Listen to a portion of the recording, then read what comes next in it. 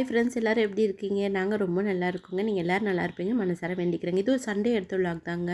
அப்பா சண்டே ஏன்டா வருதுன்ற மாதிரி தாங்க இருக்குது. பார்த்தீங்களா கிச்சன் எப்படி இருக்குதுன்னு சொல்லிட்டு. இதில் என்ன ஒரு மைனஸ்னால், எங்களுக்கு வந்து மார்க்கெட்டும் ஃபிஷ் மார்க்கெட்டும் காய்கறி கடை எல்லாமே பக்கத்தில் இருக்கிறதால எப்போ என் ஹஸ்பண்ட் போனாலுமே சேர்த்து காய்கறியும் வாங்கிட்டு வந்துடுவார். நீங்கள் கொஞ்சம் நினச்சி பாருங்களேன், நம்ம நான்வெஜ் வாங்கிட்டு வந்து அதை க்ளீன் பண்ணி மசாலாலாம் ரெடி பண்ணி சமைச்சு முடிச்சுட்டு கிச்சனே ஒரே நான்வெஜ் ஸ்மெல் இருக்கும். பாத்திரம் கழுவி கேஸ்லாம் தொடச்சி அதை க்ளீன் பண்ணி முடிச்சதுக்கப்புறம் தான் சாப்பிட்ற அந்த மூடே வரும். அதெல்லாம் செஞ்சு முடிச்சுட்டு போய் சாப்பிட்டா அந்த சாப்பாடை பார்க்குற இன்ட்ரெஸ்ட்டே கம்மியாயிடுங்க. அது பத்தாதுக்கு காய் வாங்கிட்டு வந்துடுறாங்களா, அன்றைக்கி அந்த ஃப்ரிட்ஜெல்லாம் நம்ம க்ளீன் பண்ணி காயெல்லாம் எடுத்து வச்சு முடிக்கும்போது சண்டே ஃபுல்லாக ஒரு நாளே போன மாதிரி இருக்குங்க. அப்படி தான் இன்றைக்கி நாளே அது மாதிரி ஆயிடுச்சு. அப்புறம் இந்த மீன் குழம்பு பார்த்திங்கன்னா, அரைச்சி விட்ட மீன் குழம்புன்னு சொல்லுவாங்க இல்லையா, வெங்காயம் தக்காளி மிளகு இதை வந்து அரைச்சிக்கலாம், கூட தேங்காயும் போடலாம். ஆனால் என் ஹஸ்பண்ட் தேங்காய் போட்டால் சுத்தமாக பிடிக்காதுங்க. அதனால் தேங்காய் போடாமல் வெறும் வெங்காயம் தக்காளி மிளகும் போட்டு அரைச்சி வச்சுங்க. அப்புறம் எங்கள் வீட்டில் யாருமே சாப்பிட மாட்டாங்க.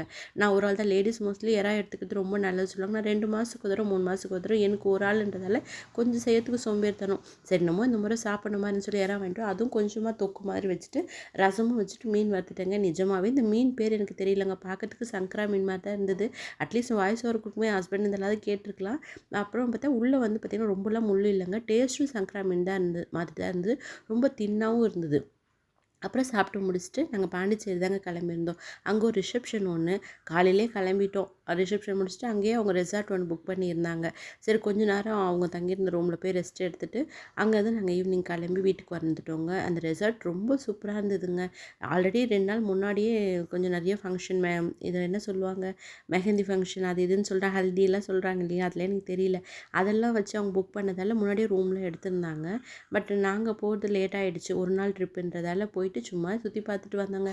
அதை சுற்றி மயில் கத்துது பாருங்கள். நிஜமாக சொல்கிறேன், அவ்வளோ ப்ரெசன்டபுளாக இருந்துங்க. கேட்குறதுக்கு ரொம்ப சைலண்ட்டாக இருந்தது அந்த ஏரியாவும். அதெல்லாம் ரசித்து பார்த்துட்டு 2, 3 வீடியோஸும் ஃபோட்டோஸ்லாம் எடுத்து முடிச்சுட்டு நாங்கள் அங்கேருந்து கிளம்பி வந்துட்டோங்க.